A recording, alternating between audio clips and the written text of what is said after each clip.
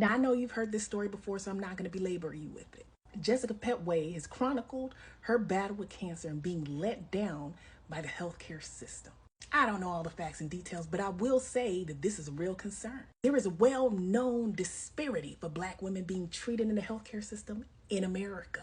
And Black women are dying disproportionately compared to other races from even preventable disease. Many women can feel neglected, abused, and this can lead to internalized trauma, fear, and mistrust. As a Black woman myself and a physician, I felt it. I've been on both sides of the coin. I've seen some things. That's why I want to give you 4 ways to be more powerful in the healthcare setting. Because the key is to being empowered so we can get the best outcomes for our health. Number 1, knowledge is power. There are 3 ways that you can use your knowledge to benefit you in the healthcare setting. Number 1, know your history. Don't nobody know your body but you. Don't nobody know your family history like you do. And if you don't know it, find it out. If you get ill, you go to the doctor, you go to the hospital. You need to be the one to say what happened to you. Don't depend on other doctors telling other doctors. Don't depend on the chart, the EMR. Don't say, I've already said this before. Why don't y'all get it? Every new person that comes into your room needs to hear it from your mouth firsthand what happened. And don't let anybody argue with you about what you feel because your feelings are valid. Knowledge of your condition.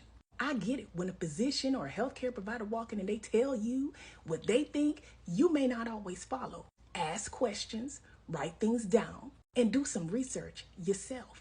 We literally have the world at our fingertips. I know you didn't go to medical school, but you can look stuff up. The more you know, the more you can advocate for yourself.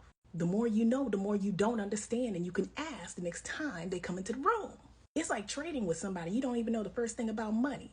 If you go into a store with a $20 bill and you don't know how to count and you pay for some Skittles, they're going to give you 50 cents back. And you won't even know they did you wrong. Know about your condition the best way you can. Get some education on it. And knowledge about your health team. Not every part of your health team functions the same. You need to know who is who, what is what, and what they are doing when it comes to your care. And what powers they have when it comes to your care. Just because the laboratory tech that rolled you into the ultrasound told you something doesn't mean that the doctor believes the same thing. Go to the head of the horse. And anybody who walks into any room telling you anything, you need to be writing it down and writing down their name, taking their card, asking them what role they play in your care. Trust me, when you start doing this, people take you seriously. Check them at the door. Next, go it alone. There is power in numbers, and there's also power in a witness. If you gotta be in a healthcare setting for any reason, don't be afraid to take somebody with you. There's something about having an extra set of eyes in that room that make people do right. Not to mention, they always ask the best questions. I swear the people alongside of the patients, the family members, always ask the best questions, undisputed. Maybe it's because they're not emotional, they're not sick, they're thinking clearly, they're seeing things that other people are not seeing from a different view. But take somebody alongside with you when you go to the hospital or to the clinic so that if you don't catch it, they do. If you miss something, they won't. It also makes the healthcare team a little more accountable because there's somebody else in that room that's looking at them. And also, I can't tell you how many times there's somebody at the bedside, they say something super important that the patient didn't think I needed to know. They're helpful. Next, be polite. Look, don't be mad at me for saying this. It's true. Be kind and be polite to your healthcare team. I always tell my daughter, you can catch more flies with honey than vinegar. Meaning you can get more done when you're sweet than when you're sour. I get it. You're distrustful. You don't like being there.